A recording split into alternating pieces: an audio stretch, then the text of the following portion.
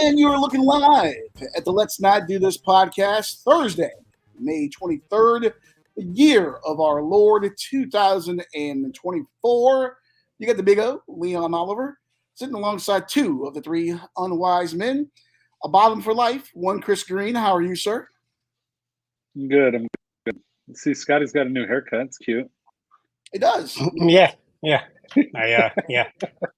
Did your mother cut your hair for you? No, actually, I don't know if I told this story on this podcast, but I went to Sport Clips. The first time I've been back since I had a bad experience. But Oh, did you get him this again? time. Yeah, the same person. Same exact person. I tried to time it out to where, because if I would have asked for a specific person, it would have been obvious I was avoiding this person. So I tried to time it out, and yeah, it didn't work. Hey, a lot of people have had a bad experience before. A lot of people in the Catholic Church, but they gone back, and so you went back too, Scotty. So more power to you. Well, for that, it wasn't a worse experience than with the person before that was cutting my hair. So we'll leave the inside stories. That's off camera. Once we get enough people, we can start doing live shows. That'll be the show that I really tell things off the air. By Leon, Leon tells all. The man who's already introduced himself, sitting to my right. I guess he's gone from left to right. I guess he's Charlie Chris, or did Charlie Chris go the other way? I forget. I don't know. But one Scotty too high. How are you, sir? Good. Just watched a few episodes of Tires on Netflix. Shane Gillis' show. I do want to see today. that. It's pretty hilarious. Is he running a tire shop? He's working at a tire shop. Okay. Yeah. Okay. So apparently it was something that he had put on YouTube a long time ago, and it got picked up and rebooted. Okay. Which, interestingly enough, I haven't seen that show. Now that you say it, you said Shane Gillis. I saw where season 2 was already picked up. I guess season 1 just came out. Yeah. Already picked up season 2. Yep. Well, good for him. Yeah, check it out. It's pretty good. We're getting a tire themed place too. We're getting Ford's Garage is coming to our town, which is apparently a restaurant that's themed like Ford, and apparently they have a large inflatable Ford car, like a 1920s-esque car, hanging up above the bar. So, Chris, you'll be kicked out of a bar by people dressed like mechanics. So, that's a Ford too. I don't think I'm going to go there. Yeah. Which, by the way, we have, and this is kind of off topic. We didn't talk about this, but like themed restaurants, we really don't have a lot of those around here. You don't really see a lot of them. I feel bad for the people that are going to work there. Like they literally had to wear like a uniform that looks like a mechanic's uniform. At least like Fridays is like a restaurant uniform or something. Didn't they do that at Quaker Steak and Lube when we had that? I think I went in there like 3 times because it was right next door to Hooters. And when given the choice of Hooters and Quaker Steak and Lube, you always go to Hooters.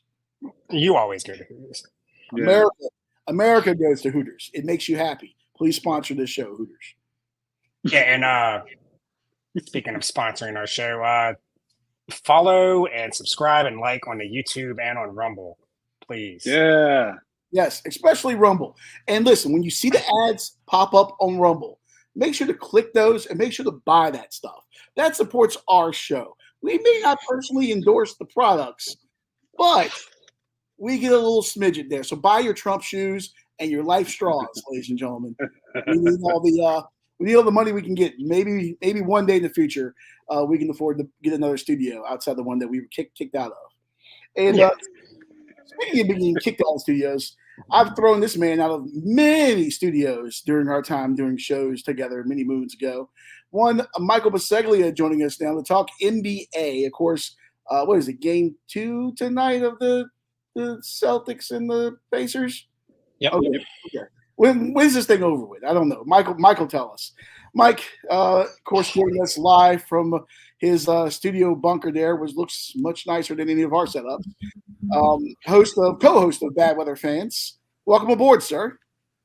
Hey, what's up, man? You can hear me all right? My internet isn't shit. I feel like it's going in and out. It's also weird seeing Chris and Scotty in real life. I'm used to doing this on the phone, and it's making me really uncomfortable. Well, that's what we're here for. You looked at Chris about You're doing a good job. longer than any woman has in the last 10 years. So What was the longest it's gone? Let's go. it was 15 seconds once, but that's a story for another day.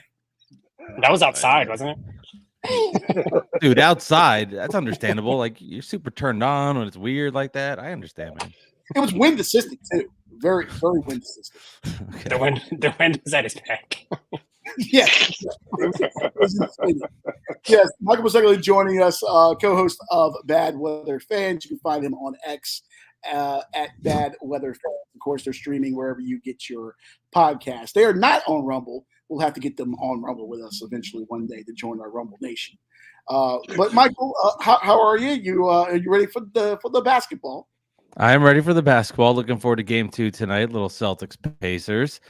And yeah, man, it's been fun. I'm happy to not have to watch the Knicks. So anything else is good for me. And I'm looking forward to it.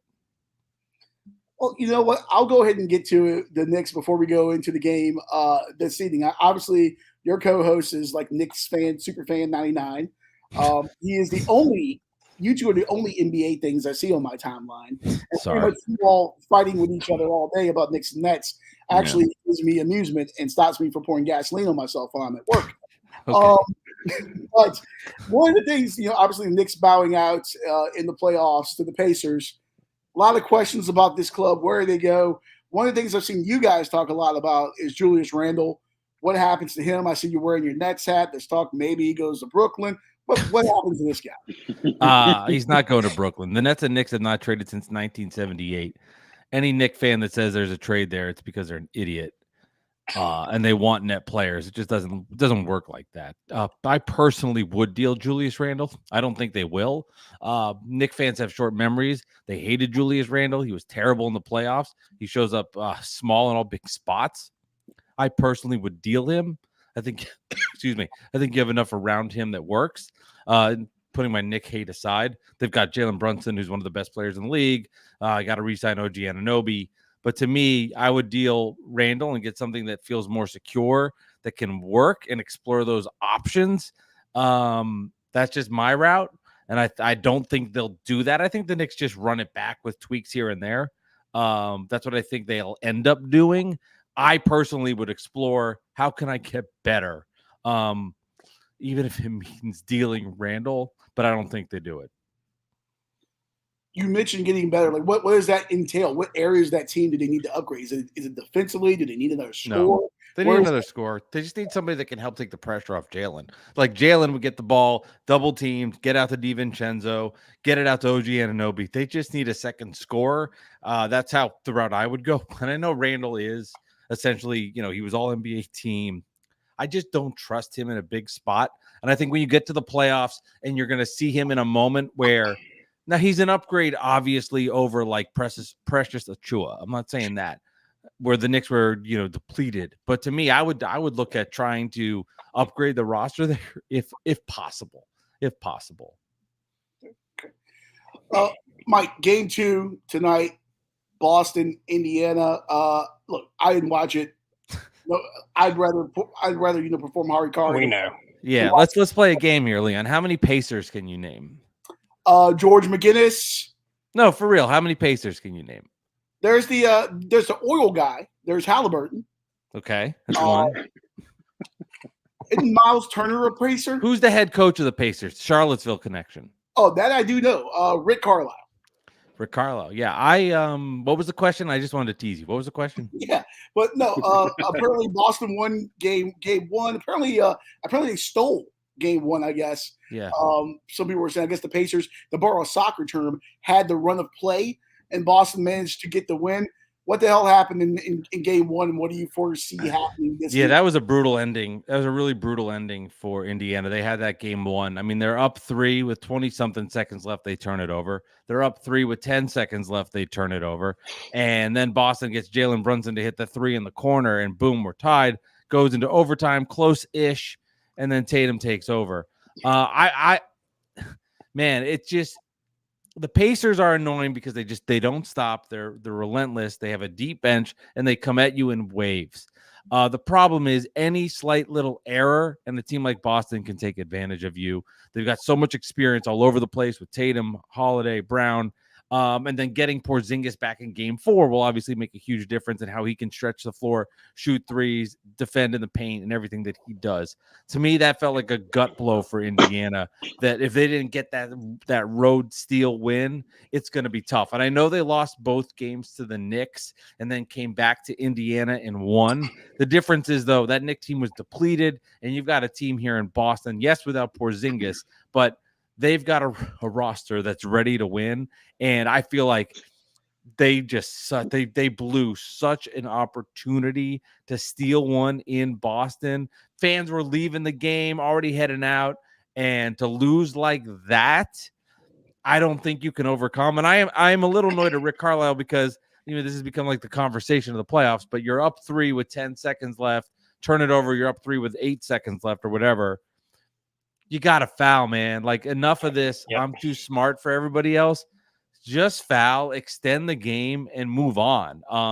I think he thinks he's smarter than he is, and it killed his team, man. And I think I'd be stunned if Indiana, as good as they've played and as deep as they are and as fast-paced as they are, this is a different beast in Boston. This team won 60-plus games. I just can't.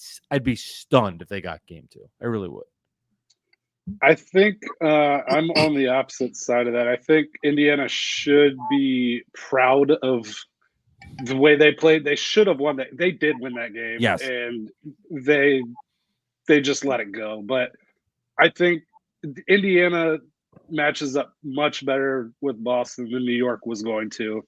They run. They can shoot. They have the advantage on the inside right now if Turner and Siakam will stop taking fucking 18-footers and threes all game. But they're going to have to change the way they play, and they're going to have to protect the ball. They didn't turn the ball over like that in the regular season, so that was out of character for them. I think that this game 2 is going to be the measuring stick. They're going to either bounce back and show they can play with them, or they're going to get blown out, and that's going to be the series. Yeah, I think you make a great point, and I agree with that. And how those first 6 minutes go in Boston, because the Celtics, they do this weird thing where they don't give a shit, and they're still beating teams easily. I mean, they played Miami with the depleted roster, no Jimmy Butler.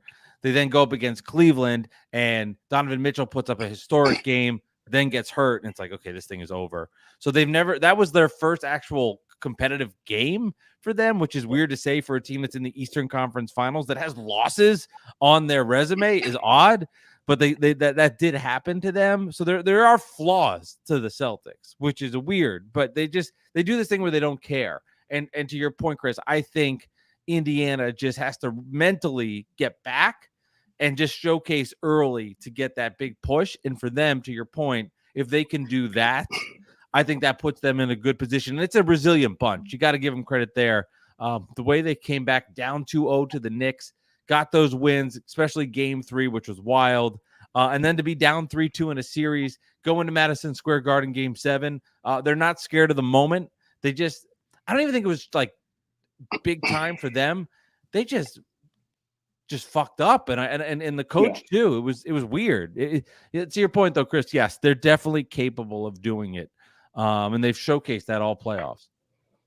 Someone that's not capable, to my right here, one Scotty Too Hottie, who looks like a Pacer. What are your thoughts? When you say to my right, you're actually leaning the other way, but that's cool.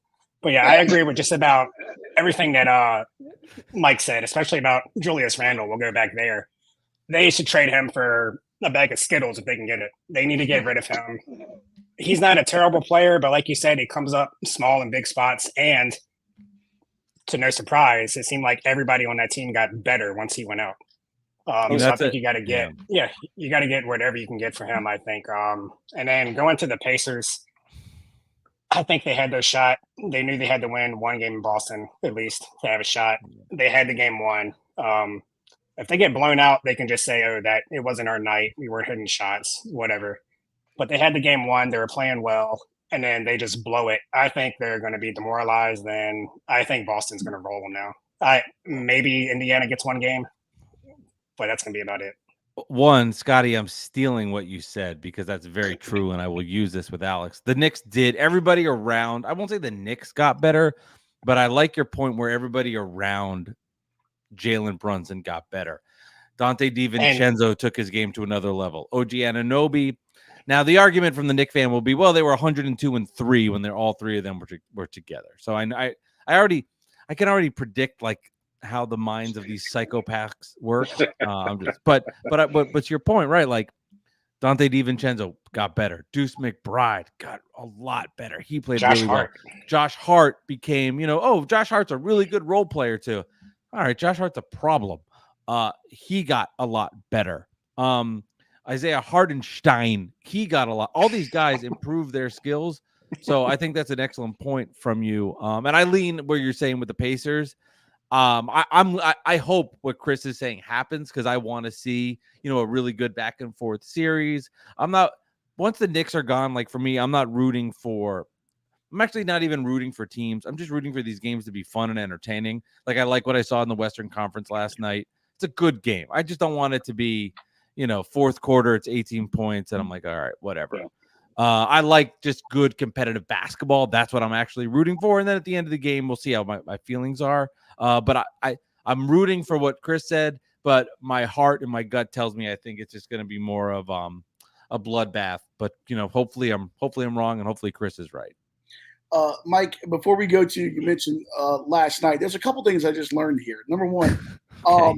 What I'm rooting for is the league to fold. Right. Number two, there's a guy named Deuce McBride. Miles. Yeah, it's his real name, Miles. It sounds like a bad 70s porn star. So he might be my new favorite basketball player. Okay. Number three, someone mentioned coming up small in big spots. Chris has been doing that for years. In more ways than one. So I just want to get those. Talking about sex? Yeah. Oh, without a doubt. Maybe. But life, sex, whatever works. Okay. Just life in general. Okay. Well, great. That's great.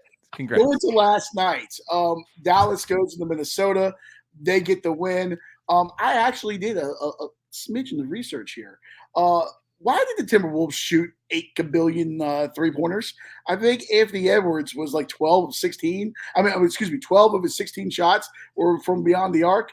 And they get the loss there. And Kyrie big in the first half. Luka big in the second half. Dallas gets the win on the road.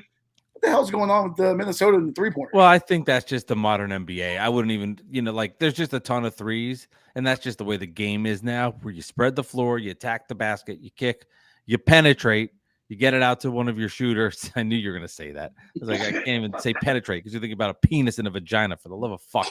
So, what? Scotty does it differently, and we accept him for that. So, you're gonna get your ass canceled, the big O. You're gonna be the big gone. So, penetrate, kick it out. That's just what the modern NBA is. Anthony Edwards said this in his post game, and it was obvious if you're watching it. And Reggie Miller and Stan Van Gundy, I swear to God, they were like, "Let's have him see how many times we can say this." He looked tired, right? He was gassed because he took it upon himself. He said, "Okay, I'm this all-world defender. I call out Kyrie Irving." Kyrie Irving said, "I am going to take it to Anthony Edwards." And I don't think Edwards has ever, at least in this big of a moment, had to play the role of he's a great defender. But when you're chasing one of the greatest scorers in the history of the game for 40-plus minutes, it's exhausting. So he's covering Kyrie Irving. He's then, at the end of the game, not as aggressive as he normally is and settled for a lot of threes. So I think it's a combination of that plus the modern NBA. It's what you're going to get right now. And, it's a make or miss league, man. They missed some shots. I mean, it was a crazy game because they're up like 2 or 4 points ish, basically the whole third quarter. Then Dallas goes on a wild run, like 13-0. Then Minnesota makes their run back, and then Dallas closes it out. And kudos to the Mavs. They get that win on the road, and that's a huge win, as you got to get to 4, of course. Well, I want to give you props, Mike. You said it on this podcast when we were just audio that the Luka Kyrie pairing was going to work. It took them a while, but I was the biggest doubter. But they have meshed. Kyrie has taken a back seat to Luka, and they look really good together in this playoffs. Yeah. I've been very impressed.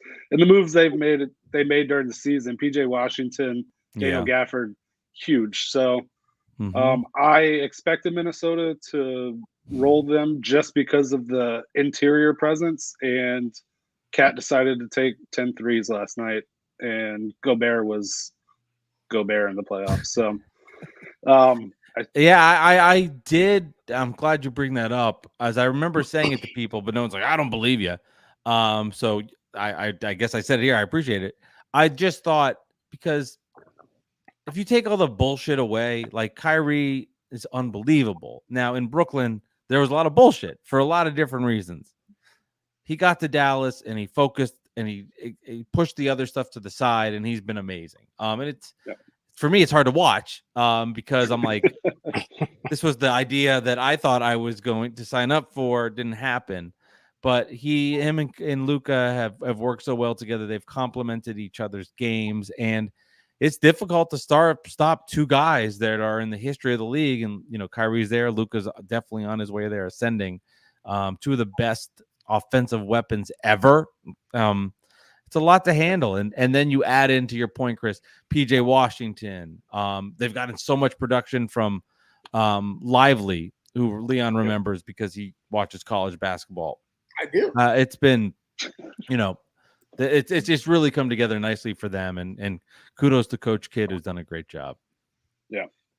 Hey, and I'll be talking about Scotty, I know PJ Washington as well. If I remember correctly, he was one time a member of NC State, I think, before going to Kentucky, right?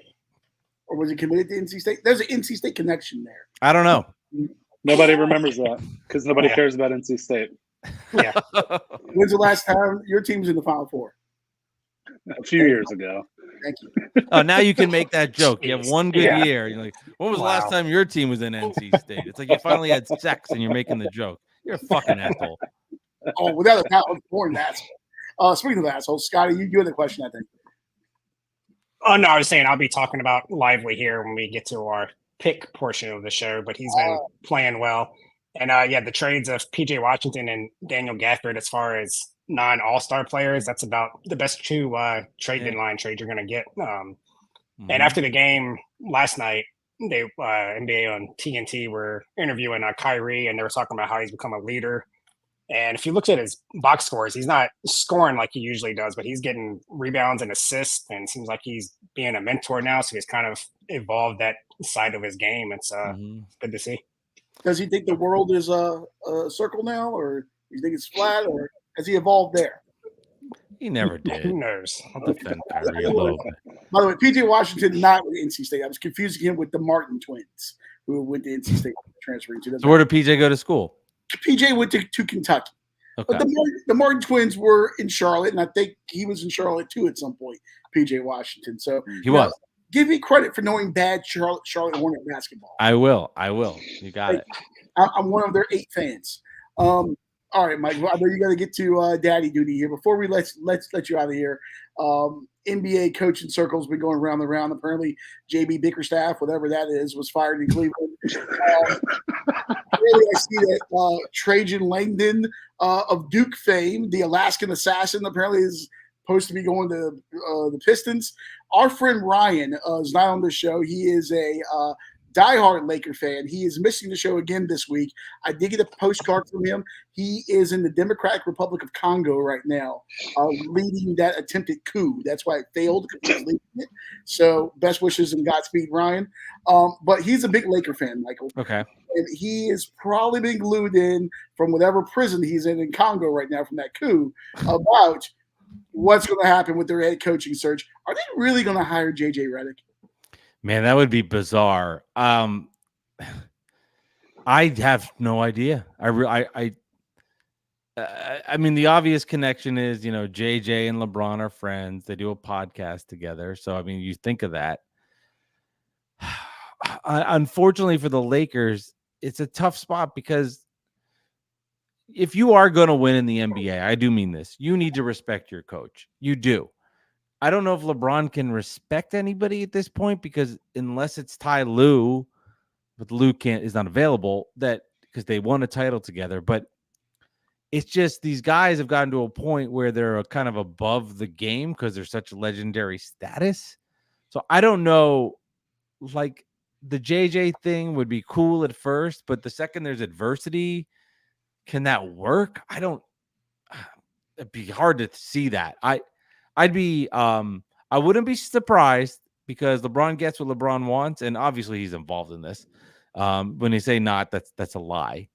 But Lakers are in a weird spot, man, because you want to get a veteran coach. LeBron doesn't respect these guys. I like Sam Cassell. I mean, is he going to be a great head coach? I have no idea. If I came on here and it was like, oh, I love Sam Cassell, I watched Sixer games and I can break down the X's and O's of, I mean, I'd be lying. I mean, he was a nice net. He beat but I would go on the air of, I don't think it'll be JJ. And I don't know what the Lakers need to do. I think with LeBron there, it makes the answer tough. Okay. Well, if I could toss a name into the ring, former Virginia head coach Pete Gillen, I think would be phenomenal. Why? He likes to use his timeouts. He's got quaffing red hair. I'm sure that LeBron take, was it 80? How many games they play in the NBA? Is it 82? Mm-hmm. That's about 75. That's about 75 too many. So he'll let him sit out as many games as he wants. He's a great players coach. I think they would get along great. Pete Gillen, next coach of the Lakers. Mark it. Okay. Bring back player coaches. Let LeBron coach. Exactly. I agree. Just do it. Go Pete Rose style. Betting on games and all. Mike, we appreciate your time, sir. I'm going to let you get out of here and perform some daddy duties. Do me a favor. Tell your co-host, Alex, that I am very excited for his New York football Jets season. And I will be penciling in Aaron Rodgers as my vice president pick on my voting thing. Will you really? Oh, yeah. I don't know. You might. Yeah. I'm not even voting for president. I'm just going to write in Aaron Rodgers VP. You think he stays healthy? If they can upgrade the offensive line. They did. Because, they have. I want to see it. It sounds good. NFL news always take it with a grain of salt. Sounds good until it gets out into the field. True. I want to see it. I will say I was quite steamed up watching the slow-mo sidearm sling to Garrett Wilson the other day. I think that Jets team is going to be fun. And if they can keep number 8 upright, sure, and he can stay off the podcast circuit now as we get closer to the season, things might be good. Yeah, no more 5-12 bucket. Wow. Yeah, I don't disagree. Maybe 6 or 7 wins. I don't see it working out. But good luck, Yeah, I think if he's healthy, the Jets win. I do. I'm not a Jet fan. I think they do, man. They got all the other pieces, but hey, you guys, the Giants had the great throwback jersey, so you got that going for you. Oh, stop it. All right. God, those things are hideous. Mike, get the hell out of here. It's good to see you. Thank you. Thanks for having me, man. Thanks for coming on. Bye. See ya. There he goes. One sweet Lou, Michael Bisceglia. Half of Did you see him blow me a kiss? What's that? So did you see him blow me a kiss? All right, well, you're used to guys. Is that to you? Yeah, it was to me. He's used to guys blowing a lot of things on him, Christmas. So, well, yeah, good old sweet Lou, Michael Bisceglia, my old co-host of Outside the Box with Mike and Leon. You can find him, of course, on Bad Weather Fans. Him and his co-host Alex Benevolent. I don't know his last name, but yeah, you can find him wherever you get your podcast. It's like been something with Benatendi. I'm gonna call him Alex. Yeah, you're getting close to being racist there. So let's. That might be racist. No, great guy. He is. So always appreciate his time. He knows a lot more about the NBA than I ever did. If I knew that much about the NBA than Mike did, I would take my own life. So all right, speaking of taking my life, WNBA. You all are part of the group of people that are pretending to care about this league, and now people. Hold on, before you go any further. What? You were the one that brought up WNBA and how what you're about to bring up is pretty cool. Neither one of us said that. You like all the ideas that you're about to talk about, and you brought that up by yourself. This idea is cool for a fledgling franchise. Would I watch it? No. Do I know what team Caitlin Clark plays for? No, I do not. Yes, you do. I absolutely do not. I promise you I do. don't. Sure. You do. I haven't watched a single second of this league. We talked about it. Let's Yeah. be Okay. But WNBA apparently has awarded a franchise to Toronto. I don't know what their name is going to be, but apparently they're coming out in 2026. Not to be confused with the Golden State Valkyries, which I thought was a isn't that a Nazi killing movie? Valkyrie, like a Brad Pitt movie, like about tanks. You're thinking Maybe. of Inglorious Bastards. No, but there was a movie called Valkyrie. It was about like I don't Yeah. think was that Val Kilmer. Maybe. Same guy. Well, the Valkyrie is a Or am I legendary But I Greek just say that because mythological Val. or Norse mythological women fighting force. So I know that because of the Avengers, Thor. It was Tom Cruise. Of course. Valkyrie was a 2008 thriller starring Tom Cruise. Yeah, Tom Cruise, Brad Pitt, same guy. Yeah, they're all the same. One's not. You know, it's like how I feel with Samuel L. Jackson, Morgan Freeman, and the other guy. They're all the same guy. Relax. No, they're not. That might be racist. But There it is. the Toronto franchise is probably getting a team in 2026. And they are going to play the majority of their games, obviously, in Toronto, but they're going to do some barnstorming as well. Apparently, they're going to play some games in Vancouver, which, of course, where the Grizzlies used to play. And then they're going to play some games, I believe, in Montreal as well, according to the article. I don't care about the WNBA at all, but I love this idea of taking a franchise and moving them around a little bit. That's Canada's team. Bounce them around a little. I like it. If the NFL ever expands to Mexico City or MLB, let them move around Mexico. If we ever get a full-time NFL team in London, let them move around Great Britain a little bit. I like the idea of this. Make it that country's team, expand the fan base, and instead of 7 people in Toronto watching, you'll get 8 people in Vancouver. So I'm really excited about this. What do you got? I just think that Drake is probably upset that this is happening as he's getting canceled. This would have sounds like a lot of fun for him. Traveling around, just watching girls play basketball. Seems like it'd be right up his alley. Is this feud still going on? Has anyone shot anyone? That's how rap feuds end, right? Someone has to shoot someone, then it's over, right? It's like Romeo and Juliet, the movie, right? The Montagues and the Capulets, right? Yeah, rap beefs are just like a Shakespeare play. You nailed it. That was a great movie. That Claire Danes back in the day, boy. Let me tell you, High School Leon was themed up. No, I like it too. I like the idea. Expansion, another country, and then the moving around thing. It's something different. I like it. Yeah. Chris, what about you? Would you care at all about WNBA expansion, the team moving around? Do you want to see your Washington Commandos move around? Should we move them around the DMV? Should they play a game at a high school stadium in Bethesda and then play at a community college in Fairfax? Then maybe another one at their stadium in Landover where the sewage can leak on people? Should we do that with the Commandos? Anywhere but FedEx. Why Yeah. not? Yeah, just move But around honestly, the DMV. I mean, it's a cool idea for them to float around Canada. I don't care because I'm not going back to Canada anytime soon. It's too cold. You've been to Canada? Twice. Oh. Damn. Well, So my Best mom strip loves clubs ever Caitlin up there, Clark. but isn't My mom Caitlin? Caitlin Clark loves She you, didn't Carla. spell Caitlin right, but that's okay. That's That's okay. okay. We're in the ballpark. But just so you can trash the WNBA all you want, both of my parents are watching the WNBA now. Well, Hell Scotty, they are your parents, so they probably have money on the game, just like you do. I hit my WNBA bet yesterday. Let's go. There's someone has a car title on the Minnesota Lynx to win the championship right now. I just know it. But No, they've asked me to show them how that stuff works. I'm like, no. that can only end badly. Yes. Yeah. It's the smartest thing that you've ever done. Yes. Speaking of which, we mentioned earlier our buddy Ryan. I think he would be excited about WNBA moving to Canada. Maybe that will be his next stop as he continues his world travels, if he can get out of that Congolese prison, which, by the way, might be my fantasy football team name this year. Congolese prison.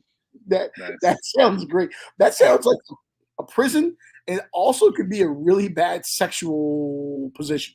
I'm just gonna go I ahead. thought I thought it was gonna. I thought your team name would be like Butker Buddies or something like that. No, That's a good no. one. That's a good one. Yeah, no, that is quite good there. Then one more WNBA story. This is most attention WNBA has gotten ever for something not named Caitlin Clark.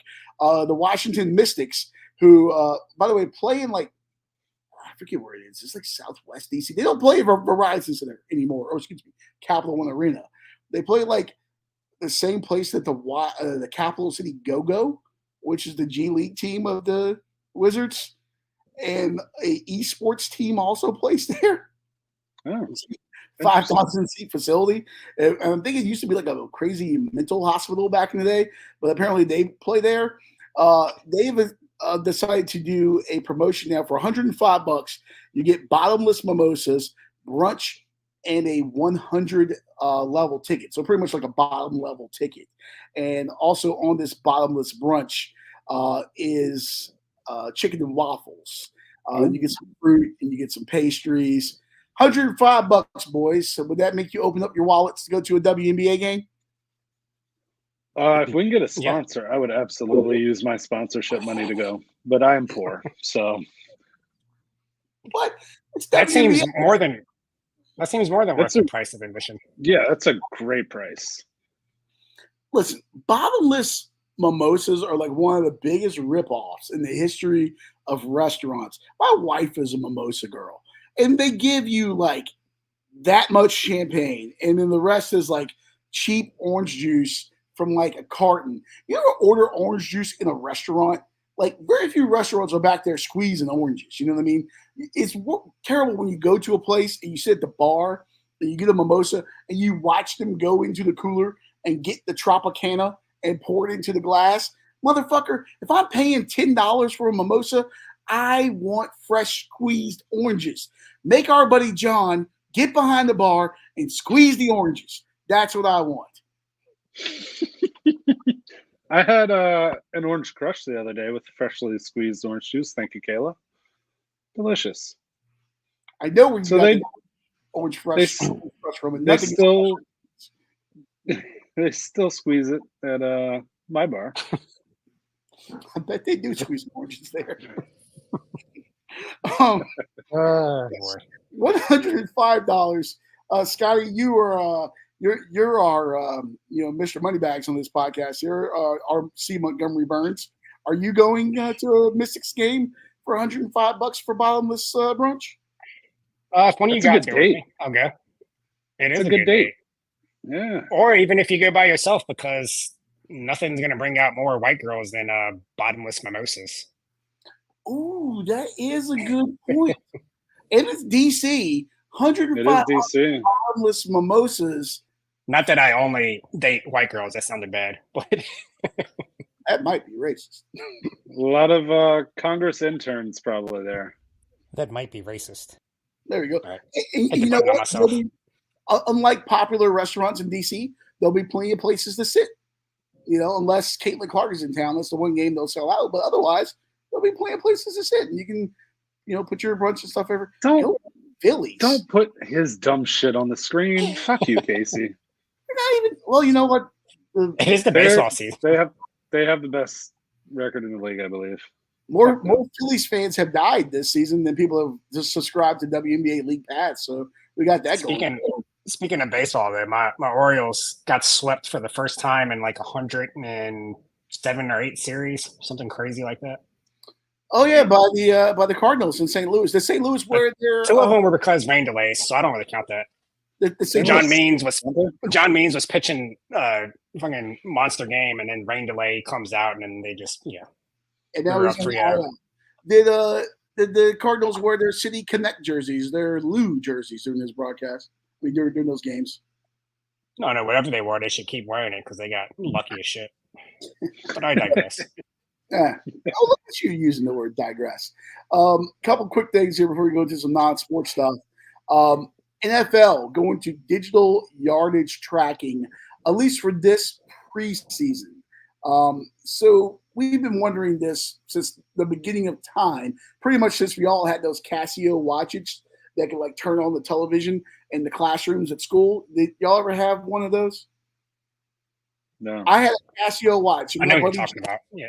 My buddy Josh had one too. And in middle school, we discovered, however, some way with the frequencies, we could control the television in the classroom with our Casio watches. So we would turn it on the TV in the middle of like civics class and switch the channel and turn up the volume. Yeah, it was maybe we were OG hackers. Who knows? But ever since we started to have stuff like that, we were wondering, why is the NFL using chains and poles to track distance? Well, now it's going to be digital. Are you guys excited for the wave of the future, at least during this preseason? No, don't care. You don't care at all. If your team loses a fourth down, well, Washington would have to be near a first down for this to happen. But if Washington gets near a first down, it gets overturned because what was it, Cleet Blakeman pulls out a credit card like he did that one year and sticks it between the ball and a chain. A piece of paper. Yeah, piece of paper. There we go. I actually do care about this because one of the top 5 things that pisses me off in sports the most is the chain crew and the 70-year-old guys trying to walk a straight line, taking 5 minutes to measure a first down. It infuriates me. This should have been done 20 years ago. I don't know why it's taking so long for it to happen. I'm assuming they're trying it out in the preseason. I don't see why it wouldn't just be installed, but it's just, yeah. So it would make me a lot happier not to see those old guys falling over each other trying to measure first downs. Aren't the old guys going to be falling over each other to go watch the fucking screen to see where the ball is? Or what? Isn't this going to be optical? It has nothing to do with the chips in the ball. It's not that. It's a camera following it and making the correct position. But you're going to be able to track it properly. And I assume there's going to be someone up in the booth, kind of like the XFL has or USFL, or whatever the fuck they want to call themselves this week, has the replay official up there that with the Xbox controller doing the replay. I assume there's someone up there watching that to make sure that the ball is spotted correctly and you can measure for a first down. I mean, come on, let's face it. Like, if tennis has the whole court where, like, oh, the ball hits and they go to the replay and you can see the little bounce where it bounced in, we should be able to do that on a football field. There's not 400-pound men laying on top of the ball in tennis. Yeah, but look, we got radar. We could put a cruise missile up a camel's ass from 300 miles away. We should be able to say this was the first down. They should be able to use the chip and put the chip in the pylon at the first down. That's what they should be doing. We shouldn't even need a pylon, though. The whole field should have some kind of sonar or whatever it is. People smarter than us can figure it out. Some kind of sonar, radar, or something. They can't come up with a field where people don't get injured. Well, yeah, they can't build a helmet that you can actually use without giving somebody a concussion either. So they had the Guardian caps have been approved for play this year. So that's not a helmet. We've all seen, though. And it looks fucking stupid. They look awful. NC State was one of the original teams wearing that in practice a few years ago. That little extra shell that you put on your helmet. It looks god awful. But we'll see those on the field. So if we can I'm gonna have to put together a meme where the one that you see where it's like in 2030 we're gonna have flying cars, and then it shows a picture of something like stupid. That's gonna be my meme. It's gonna be just somebody in a Guardian cap. By the way, Patrick Mahomes and Aaron Rodgers already wear 2 of the biggest helmets I've ever seen in my life. Imagine those 2 guys with a Guardian cap on top of their already big helmets. Thank God Peyton Manning's not around. Or Wes Welker. You can land a lunar spacecraft on Peyton Manning's forehead, much less the helmet, you know? Yeah. So, no, I don't know. I'm excited about it. I love the article that I read. One thing they talked about was, well, they would have to pay to install this in all 32 stadiums. No shit. Like, I think the NFL is good for the money. Yeah. I think so. And you know what? You slap a sponsorship on it. You put a Nextel. Nextel doesn't even exist anymore. You put a Mountain Dew sticker or something on there. I don't know. You sell sponsorship rights. Who wrote that article? The article, like close to the NFL? Was ESPN. It was Jeremy Fowler, ESPN's senior national NFL reporter. So the fact that he said that makes me believe that that's why it hasn't already happened, because of money, which is the same reason why we didn't have full-time refs, the same reason why they can't just go to the college system of challenging every player, reviewing every play. By the way, speaking of review, I know you guys don't care about soccer, even though we own the mighty Caledonian Braves. Undefeated since we bought the team. Won the Southern Counties Cup 7-0 over Newton. 7-0. Over Fig Newton or whoever the hell we played. But it was 7-0. We are cup winners. I'm waiting for my ring in the mail. Please send that to me. But where was I going with that? God fucking damn it. Oh, the Premier League. VAR. Premier League, they're thinking about getting rid of VAR. And I kind of wish the NFL would do the same thing with instant replay.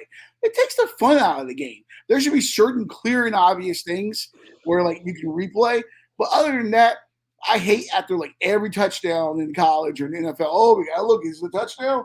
Every goal in Premier League. Is this pinky finger offside? Do we need to call it back? The problem is the geriatric fucks who won't retire and let younger people do their fucking job. It's like the real world.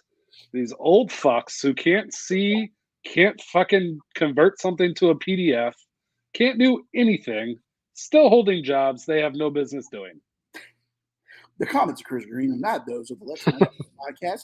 Yes, the fuck they are. Yes, they are. Jesus. One thing before we transition away from sports, do you guys ever heard of Jacksonville State? Yes, isn't that where Deion was? No, that was Jackson. No. God damn it! Then no, don't know. So this story is for you, Chris. Yes, this is for me. This could have been you. Mike had mentioned that Rick Carlisle thinks he's smarter than what he is. Chris is our Rick Carlisle, but much less accomplished and with a lot less money. He knows he's not that smart. That's very true. So this young gentleman, his name skips me here, but he is committed to Jacksonville State to play football. I think it's Mayones, Dillard, or Pollard. I forget. But anyway, I can't read his signature because who the hell reads cursive these days? Looks like Pollard. My son Pollard. Yeah, Myson Pollard. Yes, he's committed to play at Jacksonville State, which, by the way, good for him. He's a better man than all three of us. If you can get a scholarship to go play college football, good on you, son. Go get your degree. Hopefully you can make some money in the football to the next level. Good on you. That's exceptional. I applaud you. Congrats. Here's the problem. You guys are familiar with Jacksonville, Florida. Yes. Jacksonville State is not in Jacksonville, Florida. And whoever made this graphic has the skyline of the city of Jacksonville, Florida in the background. Scotty, do you want to guess where Jacksonville State is? I do not, because you told me before the podcast, and I did not know. I would have guessed Florida if you didn't tell me it wasn't in Florida. Chris, my second guess would have been like South Carolina or something. No, because South Carolina already has their Gamecocks, and that's the University of South Carolina. Jacksonville State also is the Gamecocks. Chris, do you want to guess where Jacksonville State is? I have no idea, but I'm going to guess Michigan. No, sir. Well south. Jacksonville State is in the lovely city of Jacksonville, Alabama, which is a town of about 15,000 that was named to honor former President Andrew Jackson back in 1834. Not the sprawling metropolitan city of Jacksonville, Florida, which is one of the biggest land-wise in America. I don't think this young man's going to be for a very rude awakening when he gets in the family car, maybe the Honda Civic. He's loading up all his stuff. He's going to the campus. Now, Jacksonville has Jacksonville University, the Dolphins, but they don't have football. They have North Florida, the Osprey, but they don't have football. He's going to be for a rude awakening when he shows up in Jacksonville and he sees the St. Lawrence River that runs from south to north, one of the few in the world that do that, and he realizes his fucking campus is several hundred miles to the west in Sweet Home, Alabama. It's like, did you ever watch Last Chance U? Yes, yes. When like the guys that come from these big name schools figure out where they're at I think it is it Jackson, Mississippi. Jackson, I think Mississippi that might have been is where Jackson State was, where Dion was. okay. Well, somewhere in the middle of Mississippi, just nothing there. It's a complete culture shock when they get on campus. That's what they talk about. Like, man, there's absolutely nothing here. Are you talking about like the first Like, I couple? can't wait to leave. Of, Yeah, the first 2 seasons. Yeah. Let's see. The last couple for football was in No, the first 2. The first was in Mississippi. It was East Mississippi Community College, which is in Scuba. I remember that. Scuba. Mississippi. Which, speaking of Mississippi, off topic, real quick. Y'all ever watch the Heat in the Heat of the Night? Absolutely, classic. Sparta, Mississippi, was a fictional town. Really? Fucked up of a town was Sparta. They have a police force of like 7 people, and every week there's a liquor store hold up. Someone's been killed. Someone's been raped. There's every week some bad shit is going on in Sparta, and then they try you can just leave your doors unlocked in Sparta. What do you expect out of fucking Mississippi? It ain't Philadelphia, which, by the way, there is a Philadelphia, Mississippi. I'm sure just as shitty as the real Philadelphia. I would trust myself. I would feel much safer anywhere in the United States besides Alabama and Mississippi. I would probably feel safest there, sir. But that's a conversation for another day. Crazy. So you've never been there, is what you're saying. That's crazy. This is not 1963. We'll be okay. We'll be all right. It kind of is, though. Go Rebs. Go Rebs. Let's go down there and say go Rebs, unless I meet a Bulldog fan, which most Mississippi State people can't speak English because they haven't learned to read or write.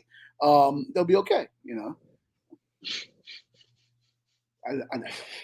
But yes, if you're going to apply to a school, at least know where that school is. It's like all the recruits that you see on Twitter. I've announced my commitment to the University of Virginia Tech. I'm like, nope. That's not right, sir. There's no such thing as University of Virginia Tech. Nope. We did a similar story of a girl. I forget what school it was, but I brought up how in the office, Kelly thought she got into Miami, Florida. She got into Miami, Ohio. And when she's leaving, she's got all her coats with her, and she's like, "Bye, losers!" And she's like giving her coats out to everybody because she thinks she's going to Florida. Didn't Rudy in the movie Rudy? Didn't he go to like Notre Dame College or something like that before he went to Notre Dame? It was some community college, yeah. And I know there was a story I sent you guys in our prep of a person. Excuse me, Holy Cross. Holy Cross. That's what. Which, by the way, there is a real Holy Cross too. But there is a Notre Dame college as well. I forget where it's at.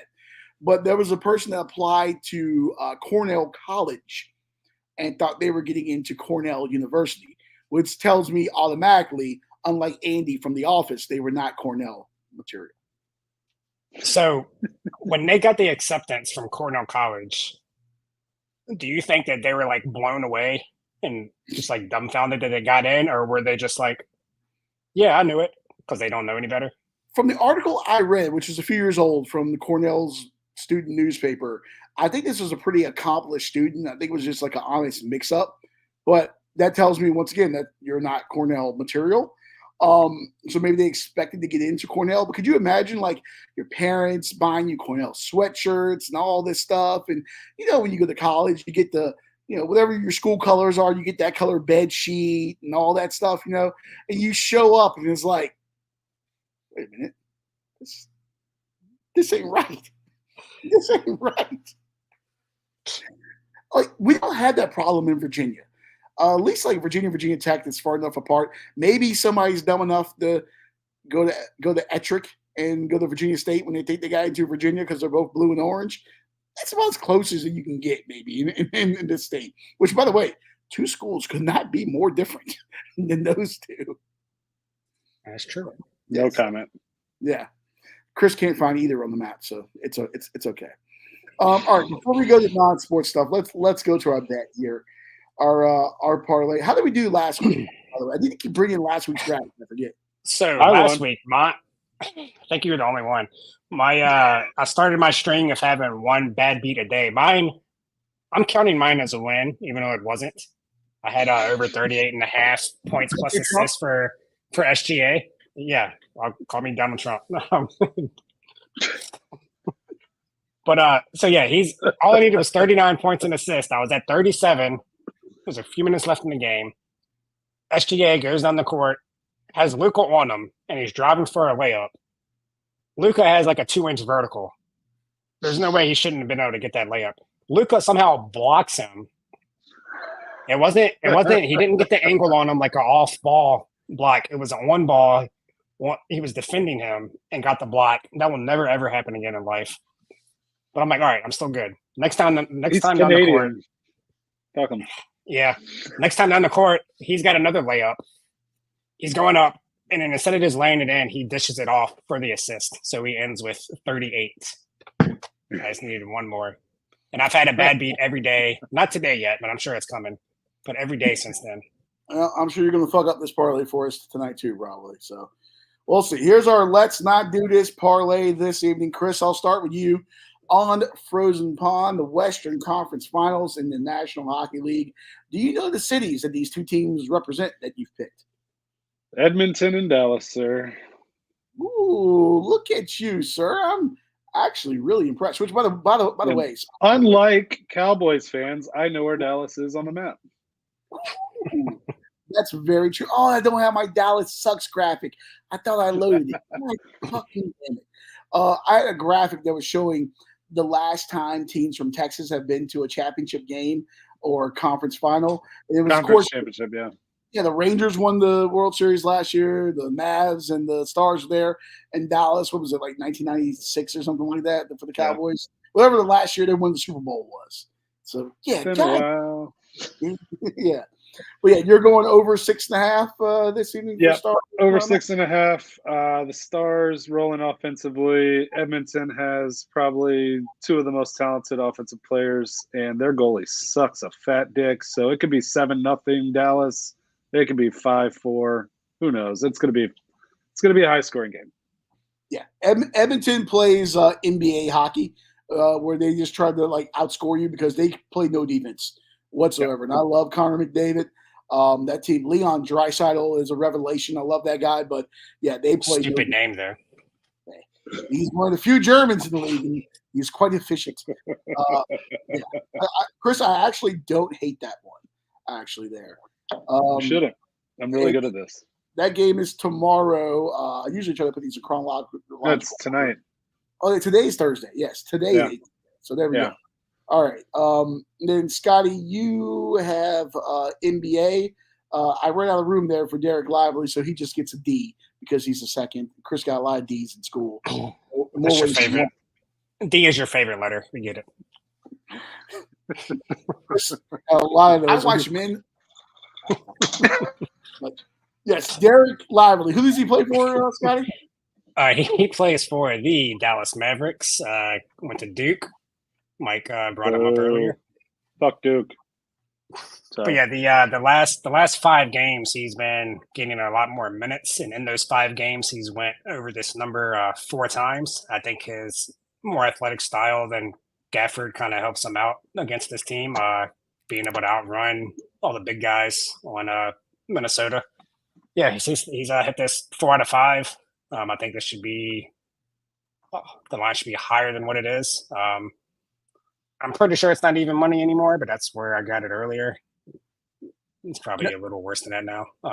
It has dropped. You were smart and got in earlier. I think when I went later on this afternoon to check it, when I put mine in, I think it dropped to -100, but you got it at +100 earlier. So smart man. Well, that's the same thing. Minus what? Exact same thing. No, I think it was at -100 earlier. You got that's the same thing. 100 is the baseline, Leon. I'm stupid. I thought I saw it at -105 earlier, but it might have went back now. That's what I don't know.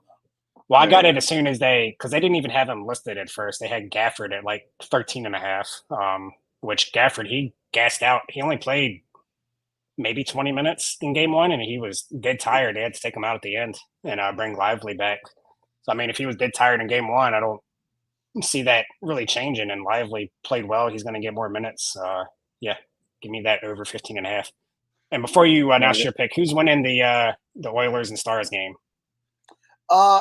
I think Dallas plays really good defense. It's going to be high scoring, but I do like Dallas to steal a win here at home in Game 1 at the American Airlines Arena. They're not stealing shit. They're huge favorites. Yeah. No, but listen. They're not huge favorites. No, they are favorites. I think this is going to go back and forth. I think the Oilers will get out to an early lead, but their lack of defense, I think it's going to catch up with them. Jason Robinson has been lights out this postseason for Dallas. I think they come away, get a couple goals late in the third period. Maybe this game goes to overtime, but Dallas just plays better defense. They're going to get a win. This is going to be like a 4-3 kind of game, maybe 5-4, something like that. It's going to light up a lot of lamps, but I think Dallas gets the win. Overall, I like Edmonton to win the series, even though they are, choke artists. They pretty much are the early 2000s Chargers of the NHL, but I like Dallas to get a win here. Well, I bet on the Oilers just because I saw a sports book with a odds boost on Dallas to win. So I'm like, I'm taking the Oilers. They were plus 114, I think. Okay. I hit my NHL bet last night. I had Panthers in regulation. That was like a plus money. Okay. Yeah, maybe the sports side I don't really watch are the ones I need to bet on. Hey, I'm telling you, basketball has been up and down. It's not been fun. Although I did go 3-0 in the Dallas game last night. I've been very hot in this sport that you guys don't watch this year, and that's lacrosse, especially betting on the University of Denver, the Pioneers. This is an old rivalry here, going back to the Great Western Lacrosse League. These teams have met a bunch. They were original members of that league back in the day. Notre Dame's number one team in the nation. Denver back in the Final Four for the first time since 2017, I believe it is. Of course, Matt Brown's first season taking over for the legendary John Danowski there in Denver. Pioneers just find a way, man. They're a tough team. They're a big dog. I think it's Denver plus 4.5 right now. I'm going with Denver straight up money line. I've been riding this team. They've never let me down all year long. I don't know what it is. I don't have anything analytical that I can toss out there to you. Everything on paper says Notre Dame, but there's something about heart with this team, that culture, Matt Brown, everything they put together in Denver. I like their long sticks. I think Denver finds a way. Of course you do. Final Four weekend here. I expect to see on Memorial Day, Denver, Virginia for the national championship game because I think the Hoos are going to upset Maryland. So I'm going to go with Denver for a big upset this weekend on Saturday over Notre Dame in men's lacrosse from the link in Philadelphia. That would be huge. Do not tail that pick because they're going to get smoked. Name one Notre Dame lacrosse player. I don't have to. Yeah. Bryce Johnson. No, that's actually what are you a quarterback at Texas A&M? Ted Bigsby. Clayton. You just wanted to say long stick. I watch men. If I play lacrosse, that would be my position. Those guys beat the hell out of you with that. First of all, you would not be anything but a goalie because you're not running that much. Oh God, no! In my opinion, playing goalie in lacrosse is the hardest position to play goalie, like the hardest sport to play goalie. Soccer, yeah, the net is massive. I've done that before, by the way.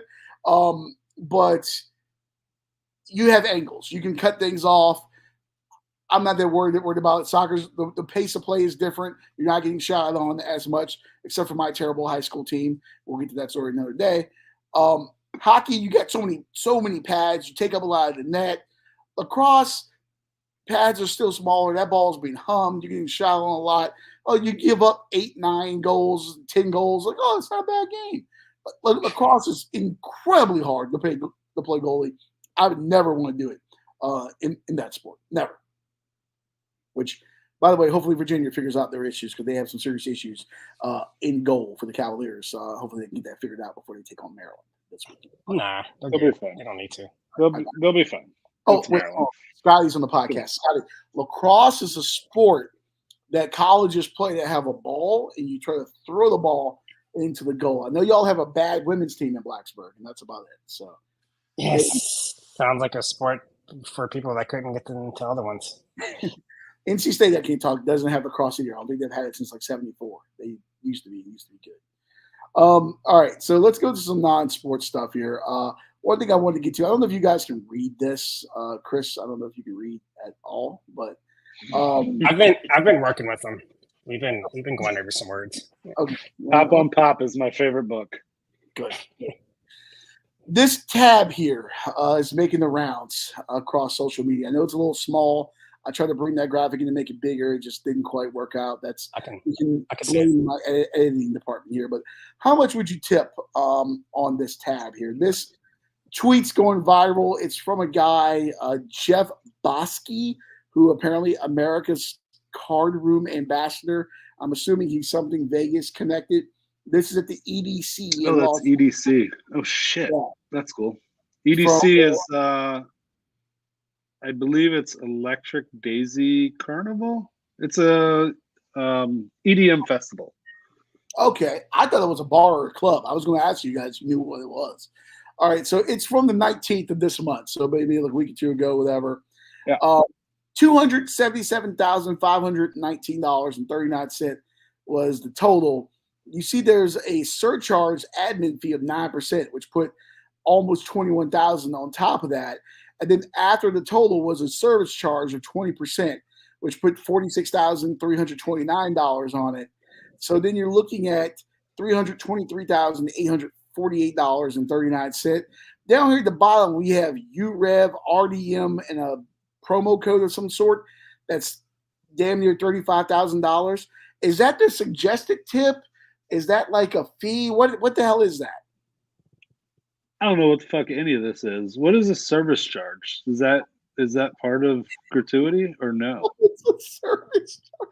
Yes, Chris. Sometimes when you go to a restaurant and you have, I assume that this was like a lot of people at one table, like 8, 9, 10 people. They'll add it as a service charge or gratuity. So it's an auto-grat. It's an auto-grat. Okay. Are you tipping on top of that though? It depends. If the service was good, I'd probably tip another 20%. But god damn, that's a lot of money. The most egregious thing on this list, by the way, water bucket. They had 36 of them at $75 a piece for water. Did Livy Dunn like put her boobs in this water before it was sent to people? Like, what kind of water was this? It's got to be like what's the best tasting water, Scotty? You're the water expert. That shit's all the same. I'm not giving an opinion on that. It's Smart Water. Smart Water is the best tasting water. It's probably Fiji. It's probably a bucket of Fijis, honestly. But they're for water. $2,700 for water. You couldn't send someone down the street to 7-Eleven to grab some Nestle Pure Life? Bro, the people who are doing this are all on fucking Molly and shrooms and shit. They don't give a fuck. They're rich. Obviously. And I'm not tipping shit on this. You're not tipping on top?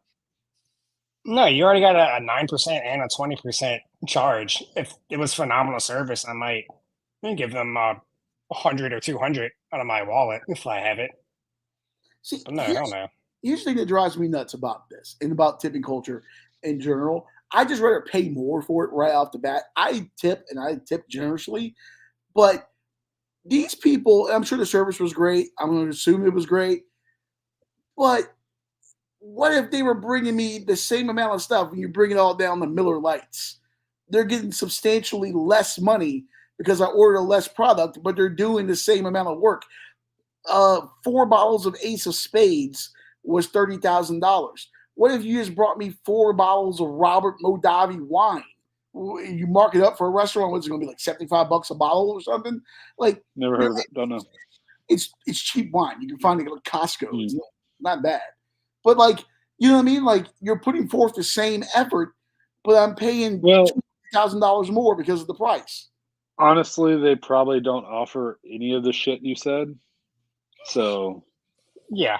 You don't think they have Which makes me believe that the people there are getting paid just fine, and they're not worried about getting that extra tip if there's already a $46,000 service charge on here. I mean, whatever tip this person gets could pay off their student loans. You know what I mean? Like, this is over a $300,000 tab. You know what I mean? Like, they're getting a down payment for a house as a tip. It's what they're getting on this.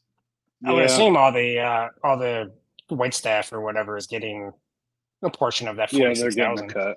Yeah, they're doing okay. I don't know. You don't know me. I fall for the bartenders all the time. It's a personality flaw. I guess so. If I'm paying this tab, I've obviously struck it big. So I guess it depends on how much money's in my bank account. Yeah. I mean, it's going on the black card, so it doesn't really matter. Okay. Well, I'm gonna go to the bar with you guys. Maybe we can send this tab to Ryan. He can use some of that money that was bungled to overthrow the Congo. I do feel like Ryan just got like tons of money just saved. That CIA money is fucking legit. CIA, Blackwater. He's probably got some of that Russian Wagner money in there too. Takes a lot of money to switch to, you know. Playing all the sides, you know. Yeah. And something that'll be hitting all of your insides on the way in and way out is this. The city of Cincinnati, which I've never been to. But they have a big German population there, and I do like German food. But they have the worst tasting chili with their awful Cincinnati chili. At the Reds game, you have a Cincinnati chili coney, so a chili dog with their awful version of chili on top of it, and their spaghetti noodles and bullshit. On top of a slice of La Rosa's pepperoni pizza, and they're calling this the Sky Rosa. So for $14 at the Reds game at the Great American Ballpark, you can take 20 years off your life with this monstrosity. Chris, you're our resident guinea pig. We would like to put you through our own Tuskegee experiment. Would you try it? Fuck yeah. It looks delicious. Even if it's not, I'd still eat it. Is the diet worth it? Yeah, my stomach is an iron trap. I don't get diarrhea. I told you that. Have it unless you drink 18 bottles of water or whatever the hell it was. That was a mistake. He waterboarded himself. Yeah. God, I wish we were a video podcast for that.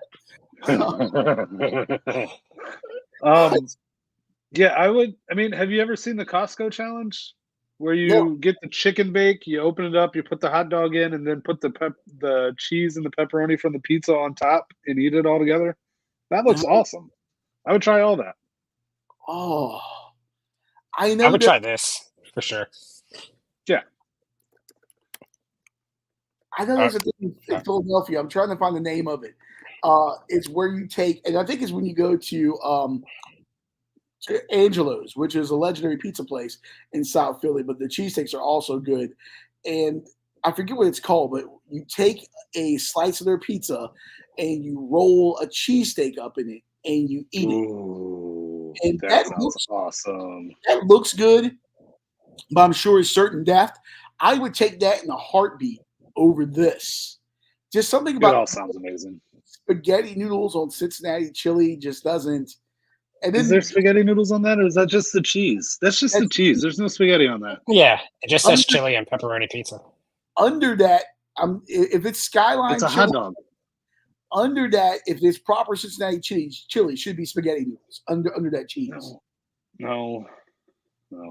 There's no spaghetti noodles. It's just the chili. Regardless, the cheese how bad can spaghetti noodles be? But just with that awful chili and the cheese, and you're gonna have to take a shit at a Cincinnati. Have you ever had the chili? No, I won't try it. How do you know it's terrible? It could be amazing. I hear a lot of people. I've never had it either. I hear a lot of people say it's overrated, but I feel like those people are just saying that just to be cool. Listen, it's from Ohio, and we've talked about Ohio. Anthony Bourdain said it was good. Shitty states usually have pretty good food, though. I can't speak ill of the dead, much less Anthony Bourdain, but he can't be right all the time. Okay, the man was a genius. Even geniuses are wrong.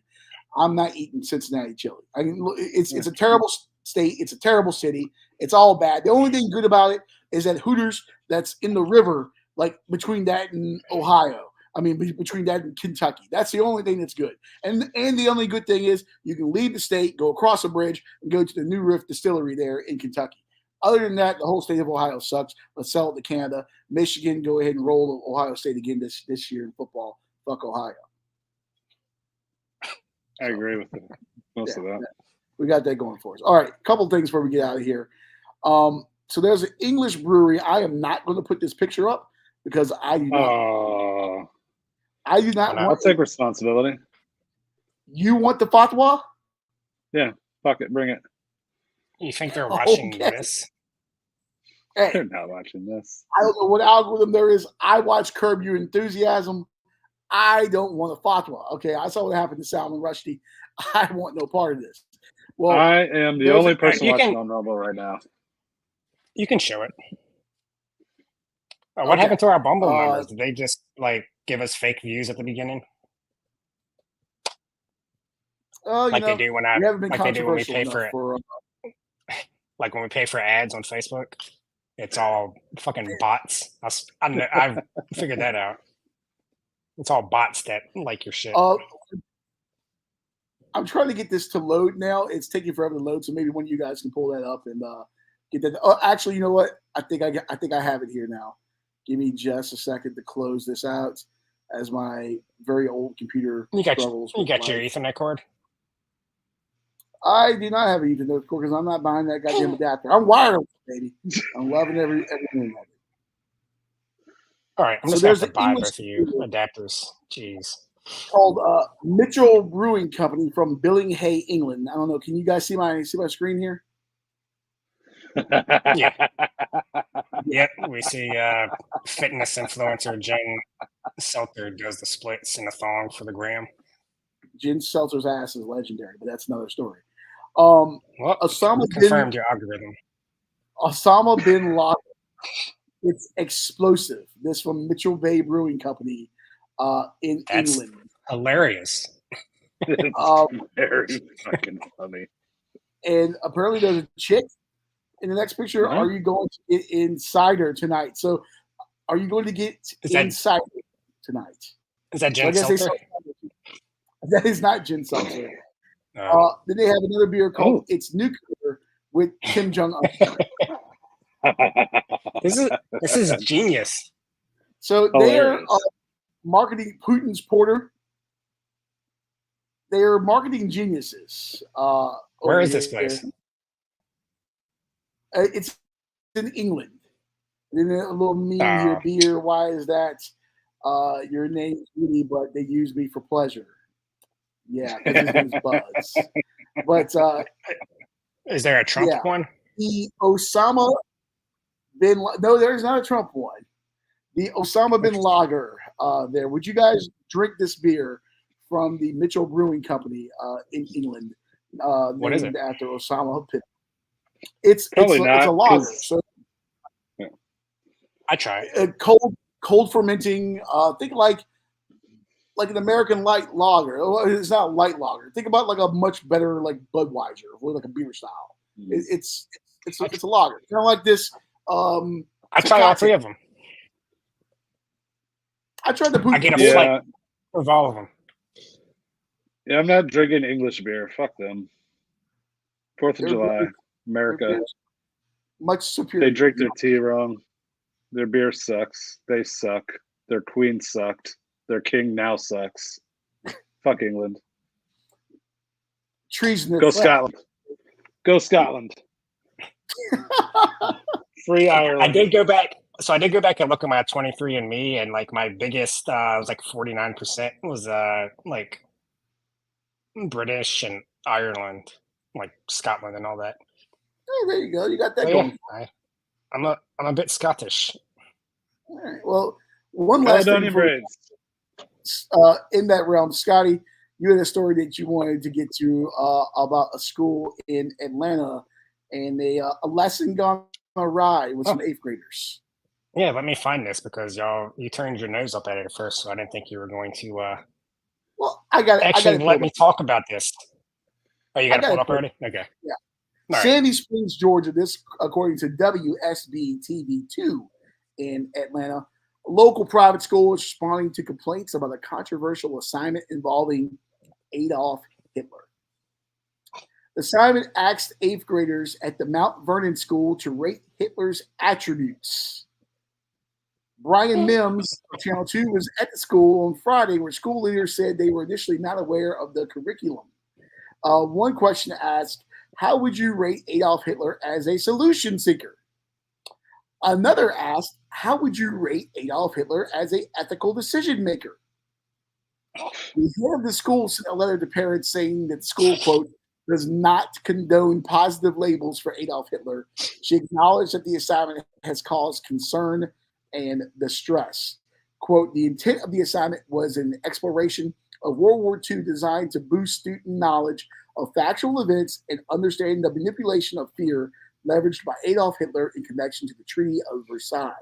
When leadership was made aware of how the assignment was written, it was removed from the curriculum. You know what I would rate it? What's that? I would rate it 999. Oh, I need to put that. That's why he wanted to bring the story up, because he had that joke in his back pocket. No, I didn't think about that till after, but Oh, but no,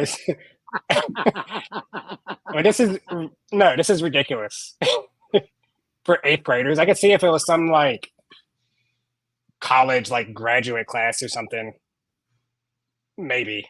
But they're giving this to 8th graders, telling them to rate his ethical behavior or whatever it said. I don't know. Basically asking if he's a good leader. I want to know what teacher this was. I want to know what their deal is. I have in no way, shape, We or know form. what the deal is. But Scotty, I can see your point.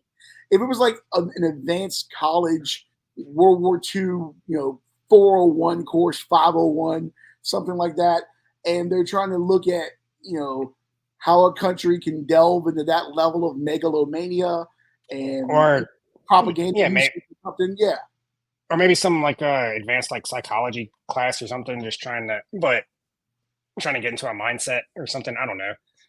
That'd be the only reason why you would bring up like actually trying to rate Hitler or trying to think about his thoughts. But yeah, 8th graders, like what are we doing? Especially right now, like what are we doing? in this politically charged time. No way. You know what they people used to say back today, like at least with Mussolini, the trains ran on time. You can't even say that about Hitler. There's nothing positive that you can say. It's like Chris. There's nothing positive that you can say about Chris. Well, you know what? Chris is like Hitler. Yeah. Chris is not Hitler. That's something positive that I can say about Chris.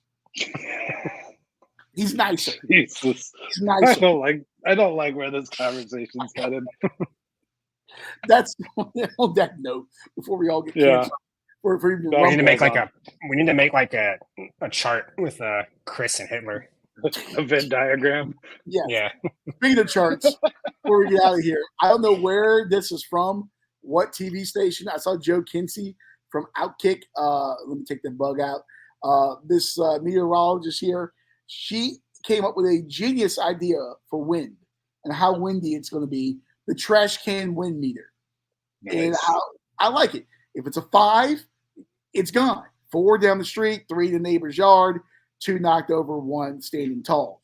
If I lived next door to Chris, mine would be on a 3 every day because I would just dump my trash into his yard because there would just be cigarette butts and banana peels and everything out there anyway. So that's where it would be. But this is brilliant. Why don't we have this here? Why don't our meteorologist? I've seen something similar on Channel 12 before. I was going to say, I think I've seen this on Channel 12. Okay. But it wasn't. I don't think it was broken down like this. Yeah, I think it was just like rolled away or knocked over or something like that. I don't think it was this many options. But yeah, I've seen something similar. I want like a hurricane index that has like Waffle House on there. It's like, is your Waffle House going to close? Like, that's when you know you're fucked. It's like I've seen that. Yeah, if I've seen somebody do that on the Weather Channel. Okay, well that's good. Okay, we're getting creative here because if the Waffle House closes, and if what's that guy's name? Not Reed Trimmer. What's his name? Cantori. Jim Cantori. Cantori. If Jim Cantori shows up in your neighborhood, you better He's get there.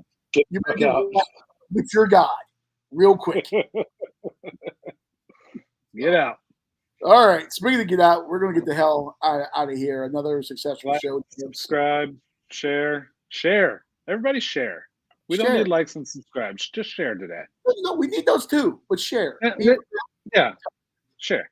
That's what we and if you're watching on Facebook, that's cool. But also go to YouTube and/or Rumble. Give us a like, subscribe. Just take a second. It's free. Yeah. And thank you for Michael Bisceglia for coming on earlier. I'm sure thanks, Mike. I'm sure he's glad that he's left before all this nonsense got going. Absolutely. He's way too smart for this. Yeah. All right, Scotty, hit that intro music or outro music, whatever it is. We will see you next week. Make some money on that.